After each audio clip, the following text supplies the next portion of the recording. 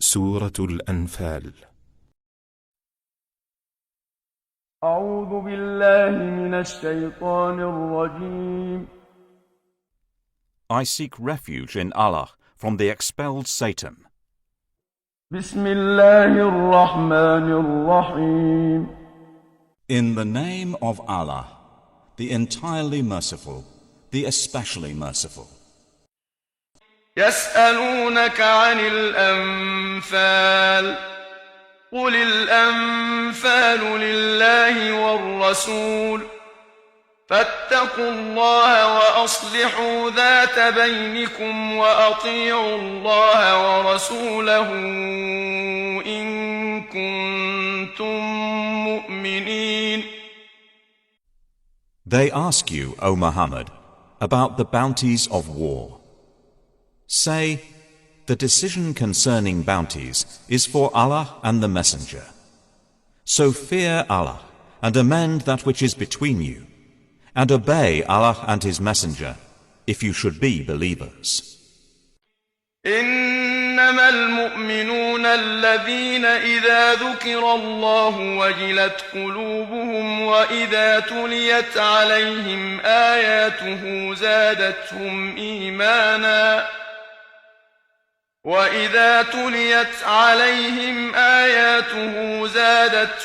إيمانا وعلى ربهم يتوكلون. The believers are only those who, when Allah is mentioned, their hearts become fearful. And when His verses are recited to them, it increases them in faith. And upon their Lord they rely. الذين يقيمون الصلاة ومما رزقناهم ينفقون. The ones who establish prayer, and from what we have provided them, they spend. أولئك هم المؤمنون حقا لهم درجات عند ربهم ومغفرة ورزق كريم. Those are the believers truly. For them are degrees of high position with their Lord, and forgiveness and noble provision. كما أخرجك ربك من بيتك بالحق وإن فريقا من المؤمنين لكارهون. It is just as when your Lord brought you out of your home for the battle of Badr. In truth, while indeed a party among the believers were unwilling. يجادلونك في الحق بعدما تبين كأنما يساقون إلى الموت وهم ينظرون. Arguing with you concerning the truth after it had become clear, as if they were being driven toward death while they were looking on. وَإِذْ يَعِدُكُمُ اللَّهُ إِحْدَى الطَّائِفَتَيْنِ أَنَّهَا لَكُمْ وَتَوَدُّونَ أَنَّ غَيْرَ ذَاتِ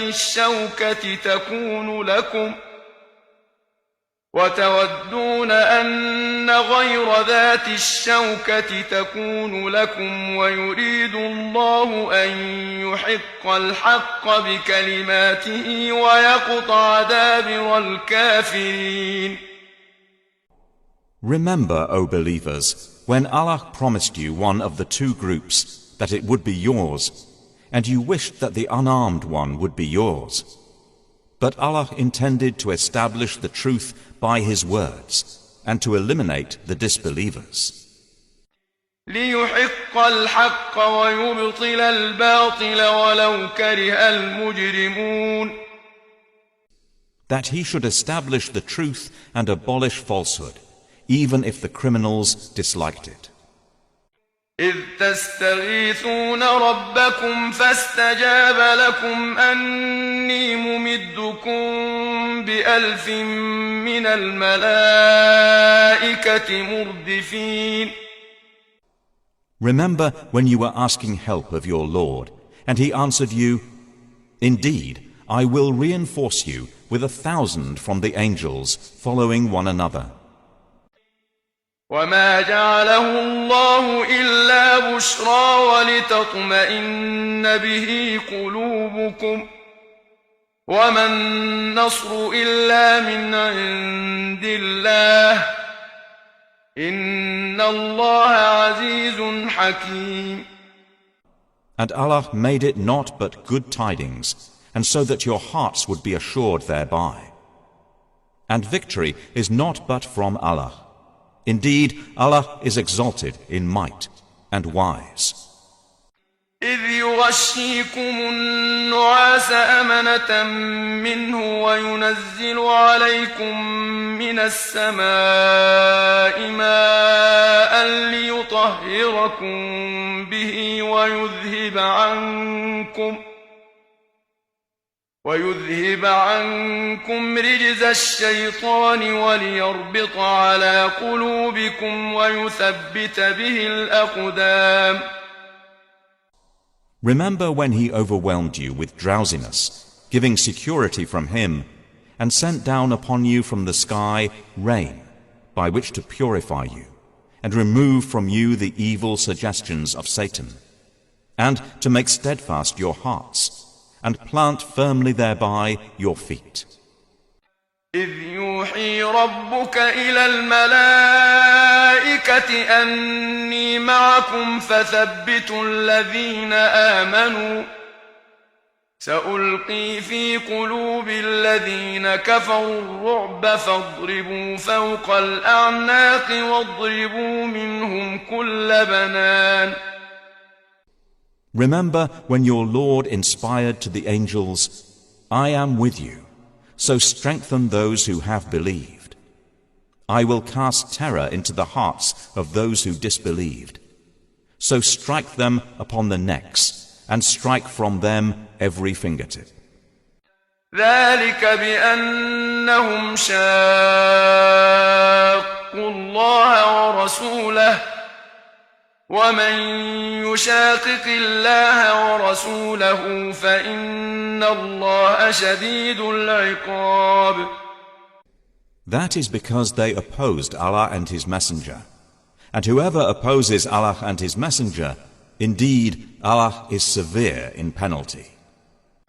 ذلكم فذوقوه وأن للكافرين عذاب النار.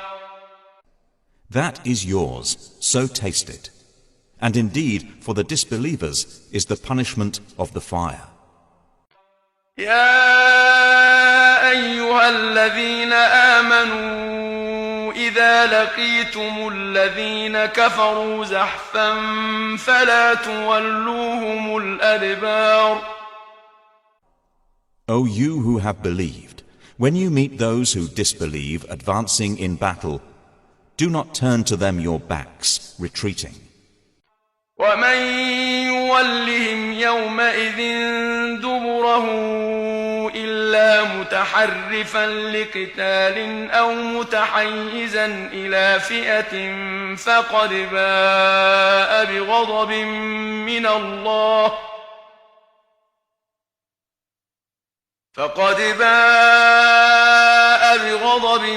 من الله ومأواه جهنم وبئس المصير. And whoever turns his back to them on such a day, unless swerving as a strategy for war, or joining another company, has certainly returned with anger upon him from Allah, and his refuge is hell, and wretched is the destination. فلم تقتلوهم ولكن الله قتلهم وما رميت إذ رميت ولكن الله رمى وليبلي المؤمنين منه بلاء حسنا إن الله سميع عليم. And you did not kill them, but it was Allah who killed them. And you threw not, O Mohammed, when you threw, but it was Allah who threw, that He might test the believers with a good test. Indeed, Allah is hearing and knowing. ذلكم وأن الله موهن كيد الكافرين.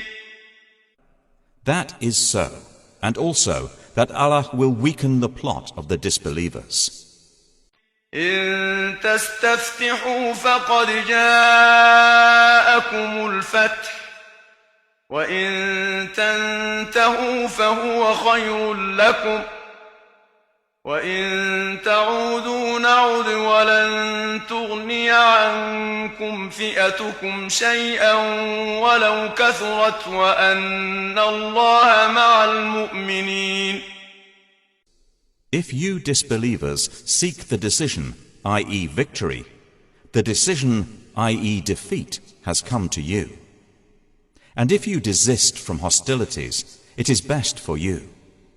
But if you return to war, we will return, and never will you be availed by your large company at all, even if it should increase. And that is because Allah is with the believers. يا أيها الذين آمنوا أطيعوا الله ورسوله ولا تولوا عنه وأنتم تسمعون. O you who have believed, obey Allah and His Messenger, and do not turn from him while you hear his order. ولا تكونوا كالذين قالوا سمعنا وهم لا يسمعون. And do not be like those who say, we have heard, while they do not hear. إن شر الدواب عند الله الصم البكم الذين لا يعقلون. Indeed, the worst of living creatures in the sight of Allah are the deaf and dumb who do not use reason, i.e. the disbelievers. ولو علم الله فيهم خيرا لأسمعهم ولو أسمعهم لتولوا وهم معرضون. Had Allah known any good in them, He would have made them hear. And if He had made them hear, they would still have turned away, while they were refusing.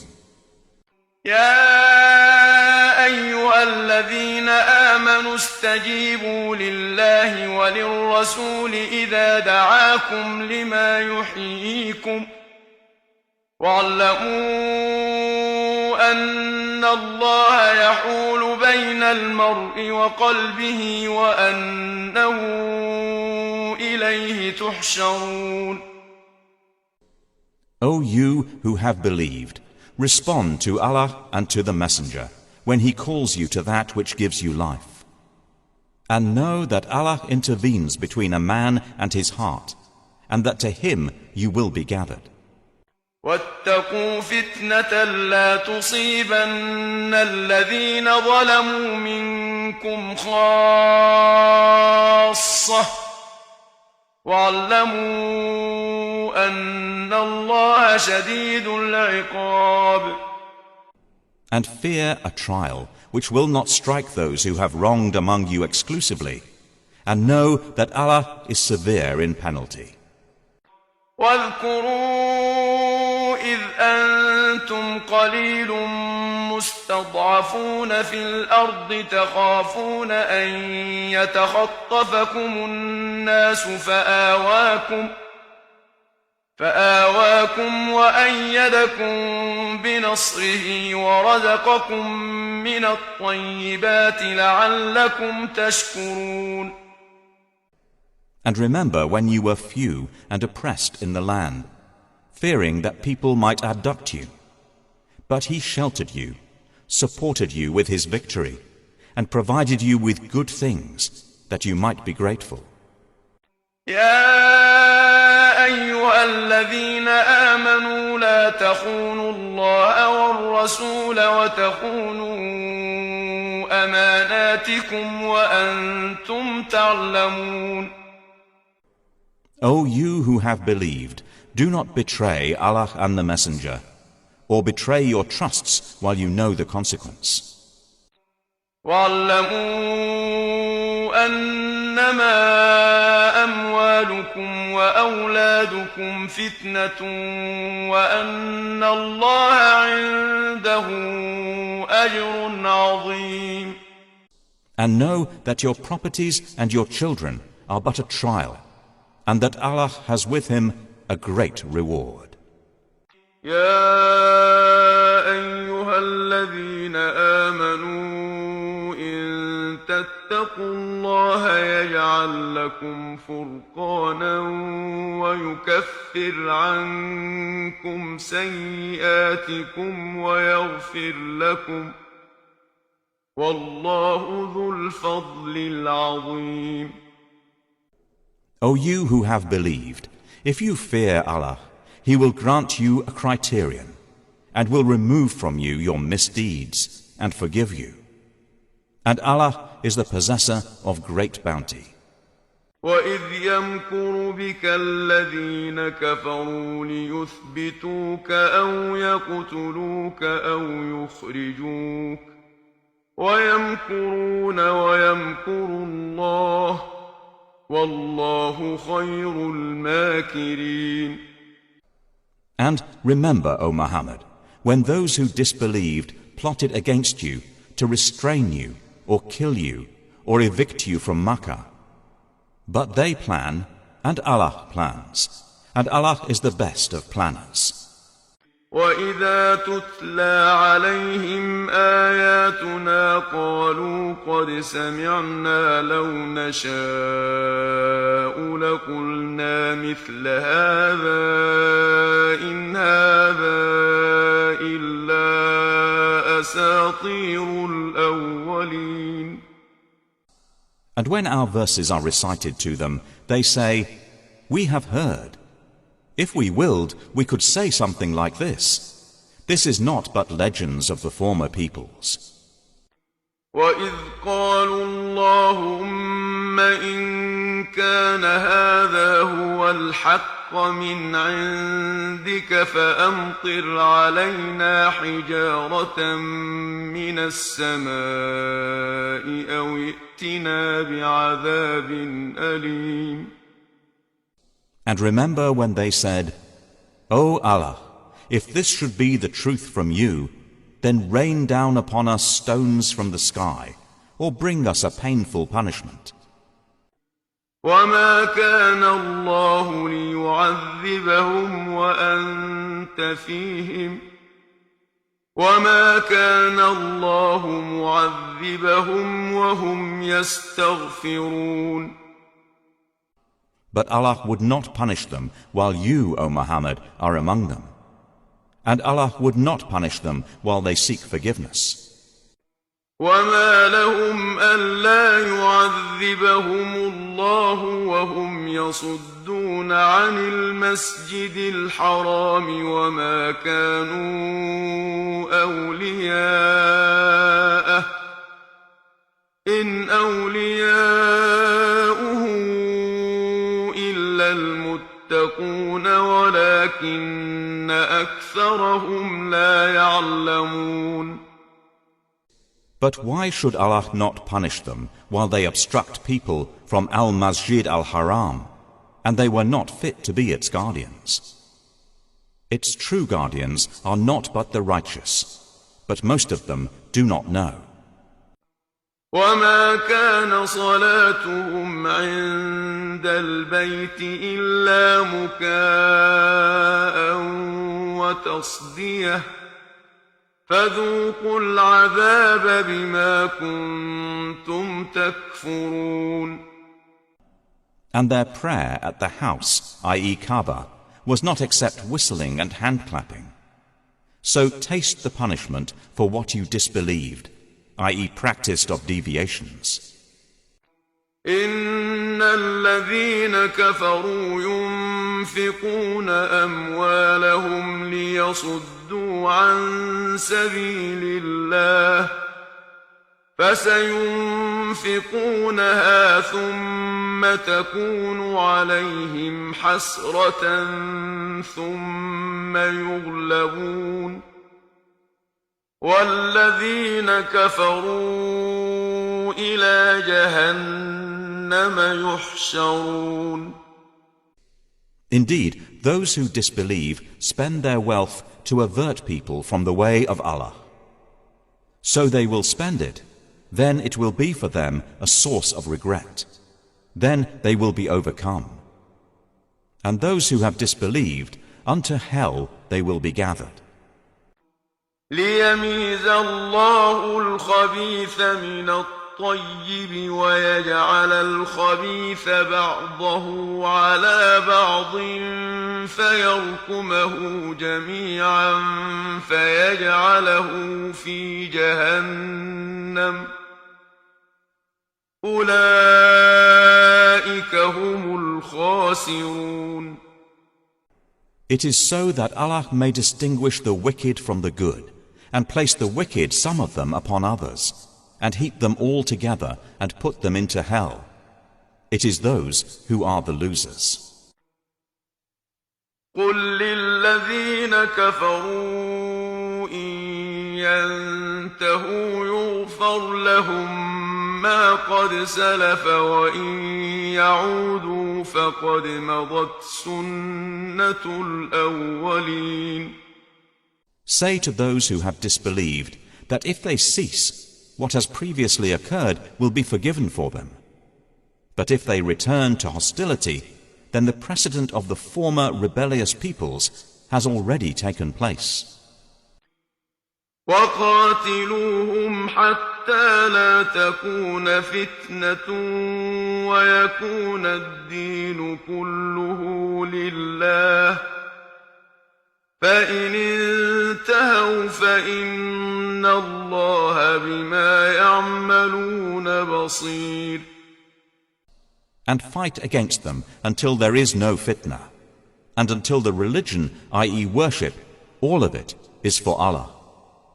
And if they cease, then indeed Allah is seeing of what they do. وَإِن تَوَلَّوْا فَاعْلَمُوا أَنَّ اللَّهَ مَوْلَاكُمْ نِعْمَ الْمَوْلَى وَنِعْمَ النَّصِيرُ. But if they turn away, then know that Allah is your protector. Excellent is the protector, and excellent is the helper. وَاعْلَمُوا أَنَّمَا غَنِمْتُم مِّن شَيْءٍ فَأَنَّ لِلَّهِ خُمُسَهُ وَلِلرَّسُولِ وَلِذِي الْقُرْبَى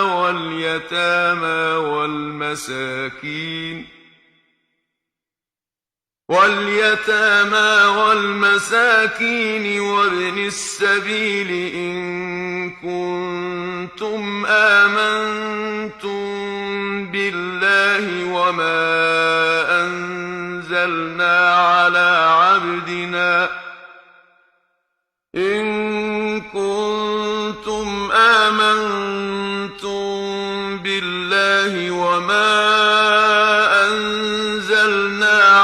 عبدنا يوم الفرقان يوم التقى الجمعان والله على كل شيء قدير. And know that anything you obtain of war booty, then indeed for Allah is 1/5 of it, and for the messenger, and for his near relatives, and the orphans, the needy, and the stranded traveler, if you have believed in Allah, and in that which we sent down to our servant on the day of criterion, i.e. decisive encounter, the day when the two armies met at Badr. And Allah over all things is competent. إذ أنتم بالعدوة الدنيا وهم بالعدوة القصوى والركب أسفل منكم ولو تواعدتم لاختلفتم في الميعاد ولكن ليقضي الله أمرا كان مفعولا ولكن ليقضي الله أمرا كان مفعولا ليهلك من هلك عن بينة ويحيى من حي عن بينة وإن الله لسميع عليم. Remember when you were on the near side of the valley, and they were on the farther side, and the caravan was lower in position than you. If you had made an appointment to meet, you would have missed the appointment. But it was so that Allah might accomplish a matter already destined, that those who perished through disbelief would perish upon evidence, and those who lived in faith would live upon evidence. And indeed, Allah is hearing and knowing. إذ يريكهم الله في منامك قليلا ولو أراكهم كثيرا لفشلتم ولتنازعتم في الأمر ولكن الله سلم إنه عليم بذات الصدور. Remember, O Muhammad, when Allah showed them to you in your dream as few. And if He had shown them to you as many, you believers would have lost courage and would have disputed in the matter of whether to fight. But Allah saved you from that. Indeed, He is knowing of that within the breasts. وَإِذْ يُرِيكُمُوهُمْ إِذِ الْتَقَيْتُمْ فِي أَعْيُنِكُمْ قَلِيلًا وَيُقَلِّلُكُمْ فِي أَعْيُنِهِمْ لِيَقْضِيَ اللَّهُ أَمْرًا كَانَ مَفْعُولًا وَإِلَى اللَّهِ تُرْجَعُ الْأُمُورُ.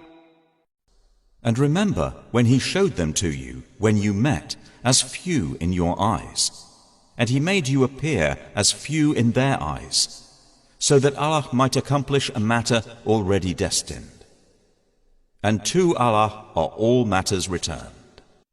يا أيها الذين آمنوا إذا لقيتم فئة فاثبتوا واذكروا الله كثيرا لعلكم تفلحون. O you who have believed, when you encounter a company from the enemy forces, stand firm and remember Allah much, that you may be successful. وَأَطِيعُوا اللَّهَ وَرَسُولَهُ وَلَا تَنَازَعُوا فَتَفْشَلُوا وَتَذْهَبَ رِيحُكُمْ وَاصْبِرُوا إِنَّ اللَّهَ مَعَ الصَّابِرِينَ. And obey Allah and His Messenger, and do not dispute, and thus lose courage, and then your strength would depart. And be patient. Indeed, Allah is with the patient. ولا تكونوا كالذين خرجوا من ديارهم بطرا ورئاء الناس ويصدون عن سبيل الله والله بما يعملون محيط. And do not be like those who come forth from their homes insolently, and to be seen by people, and avert them from the way of Allah. And Allah is encompassing of what they do. وَإِذْ زَيَّنَ لَهُمُ الشَّيْطَانُ أَعْمَالَهُمْ وَقَالَ لَا غَالِبَ لَكُمُ الْيَوْمَ مِنَ النَّاسِ وَإِنِّي جَارٌ لَكُمْ فَلَمَّا تَرَاءَتِ الْفِئَتَانِ نَكَصَ عَلَى عَقِبَيْهِ وَقَالَ إِنِّي بَرِيءٌ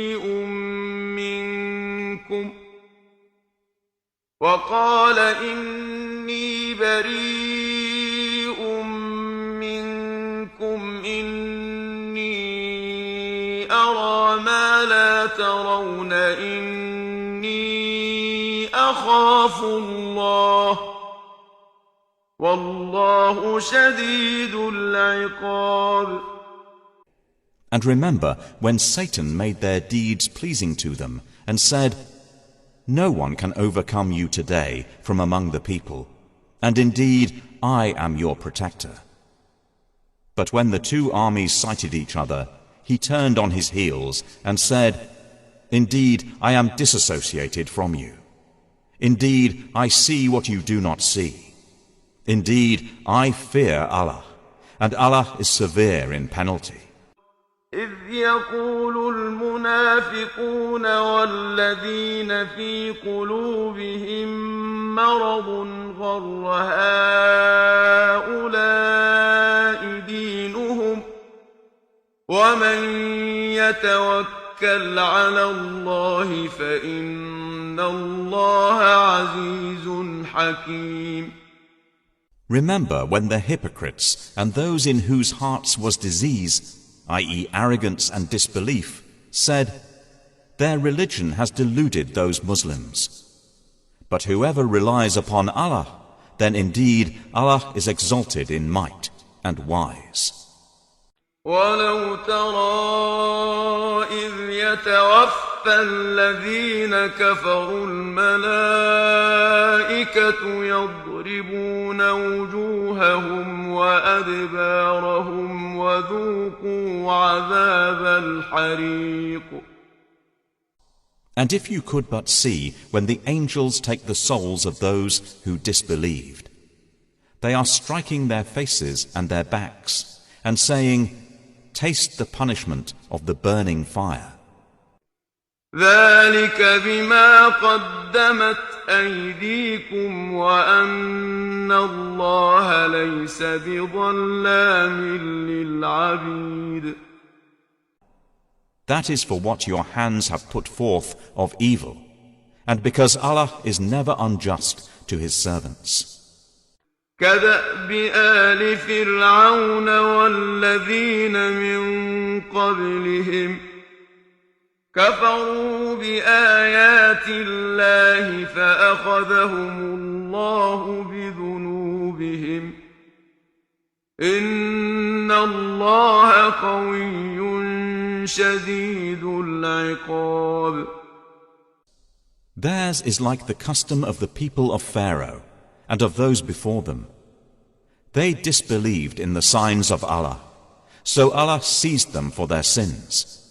Indeed, Allah is powerful and severe in penalty. ذلك بأن الله لم يكن مغيرا نعمة أنعمها على قوم حتى يغيروا ما بأنفسهم لم يكن مغيرا نعمة أنعمها على قوم حتى يغيروا ما بأنفسهم وأن الله سميع عليم. That is because Allah would not change a favor which He had bestowed upon a people until they change what is within themselves. And indeed, Allah is hearing and knowing. كدأب آل فرعون والذين من قبلهم كذبوا بآيات ربهم فأهلكناهم بذنوبهم وأغرقنا آل فرعون وكل كانوا ظالمين. Theirs is like the custom of the people of Pharaoh and of those before them. They denied the signs of their Lord, so we destroyed them for their sins, and we drowned the people of Pharaoh, and all of them were wrongdoers. إن شر الدواب عند الله الذين كفروا فهم لا يؤمنون. Indeed, the worst of living creatures in the sight of Allah are those who have disbelieved, and they will not ever believe. الذين عاهدت منهم ثم ينقضون عهدهم في كل مرة وهم لا يتقون. The ones with whom you made a treaty, but then they break their pledge every time, and they do not fear Allah. فإما تثقفنهم في الحرب فشرد بهم من خلفهم لعلهم يذكرون. So if you, O Muhammad, gain dominance over them in war, disperse by means of them those behind them, that perhaps they will be reminded. وَإِمَّا تَخَافَنَّ مِنْ قَوْمٍ خِيَانَةً فَانبِذْ إِلَيْهِمْ عَلَى سَوَاءٍ إِنَّ اللَّهَ لَا يُحِبُّ الْخَائِنِينَ. And if you have reason to fear from a people betrayal, throw their treaty back to them, putting you on equal terms. Indeed, Allah does not like traitors. وَلَا يَحْسَبَنَّ الَّذِينَ كَفَرُوا سَبَقُوا إِنَّهُمْ لَا يُعْجِزُونَ. And let not those who disbelieve think they will escape. Indeed, they will not cause failure to Allah. وَأَعِدُّوا لَهُم مَّا اسْتَطَعْتُم مِّن قُوَّةٍ وَمِن رِّبَاطِ الْخَيْلِ تُرْهِبُونَ بِهِ عَدُوَّ اللَّهِ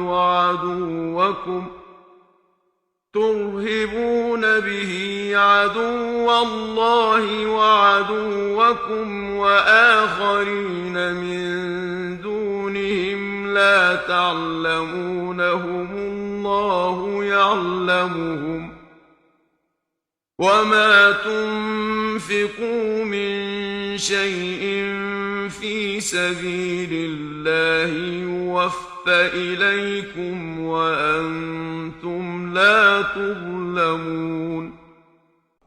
And prepare against them whatever you are able of power and of steeds of war, by which you may terrify the enemy of Allah, and your enemy and others besides them whom you do not know, but whom Allah knows.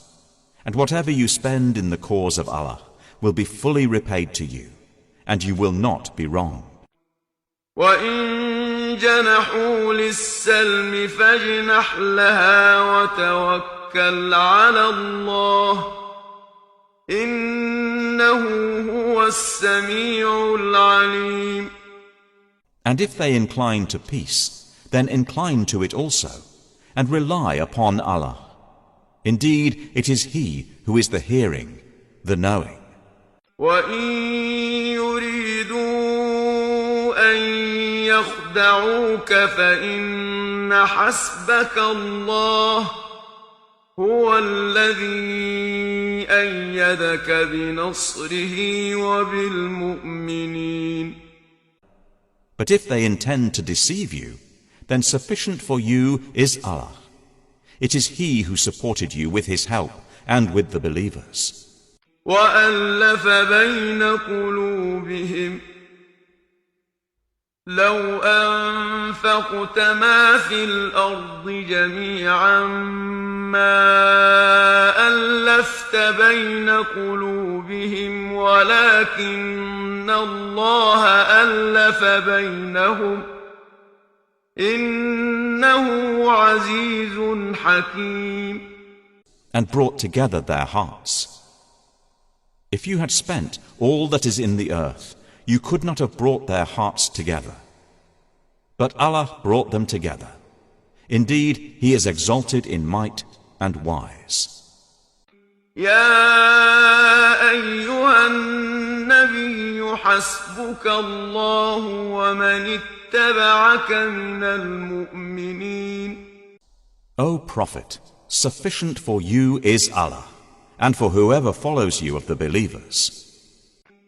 يا أيها النبي حرض المؤمنين على القتال إن يكن منكم 20 صابرون يغلبوا 200 وإن يكن منكم 100 يغلبوا 1000 من الذين كفروا بأنهم قوم لا يفقهون. O Prophet, urge the believers to battle. If there are among you 20 who are steadfast, they will overcome 200. And if there are among you 100 who are steadfast, they will overcome 1,000 of those who have disbelieved, because they are a people who do not understand.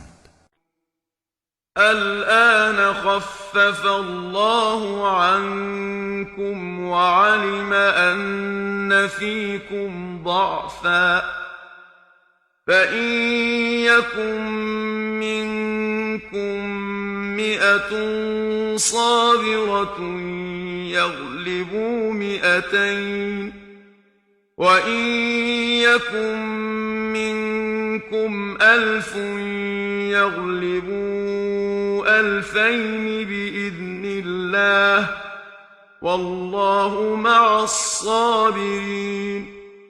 Now Allah has lightened the hardship for you, and He knows that among you is weakness. So if there are from you 100 who are steadfast, they will overcome 200. And if there are among you 1,000, they will overcome 2,000 by permission of Allah. And Allah is with the steadfast. ما كان لنبي أن يكون له أسرى حتى يثخن في الأرض تريدون عرض الدنيا والله يريد الآخرة والله عزيز حكيم. It is not for a prophet to have captives of war until he inflicts heavy loss upon Allah's enemies in the land. You, i.e. some Muslims, desire the commodities of this world. But Allah desires for you the hereafter. And Allah is exalted in might and wise. لولا كتاب من الله سبق لمسكم فيما أخذتم عذاب عظيم. If not for a decree from Allah that preceded, you would have been touched for what you took by a great punishment.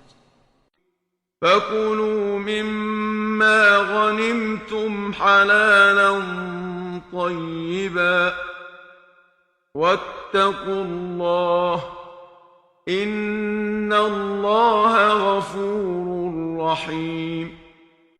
So consume what you have taken of war booty as being lawful and good, and fear Allah. Indeed, Allah is forgiving and merciful.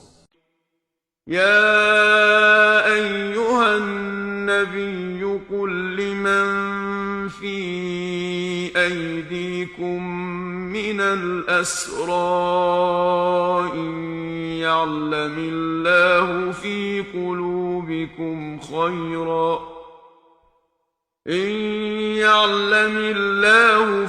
قلوبكم خيرا يؤتكم خيرا مما أخذ منكم ويغفر لكم والله غفور رحيم.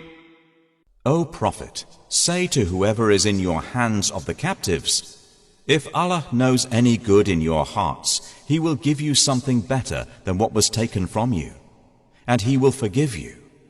And Allah is forgiving and merciful. وَإِن يُرِيدُوا خِيَانَتَكَ فَقَدْ خَانُوا اللَّهَ مِن قَبْلُ فَأَمْكَنَ مِنْهُمْ وَاللَّهُ عَلِيمٌ حَكِيمٌ. But if they intend to betray you, then they have already betrayed Allah before, and He empowered you over them. And Allah is knowing and wise. إن الذين آمنوا وهاجروا وجاهدوا بأموالهم وأنفسهم في سبيل الله والذين آووا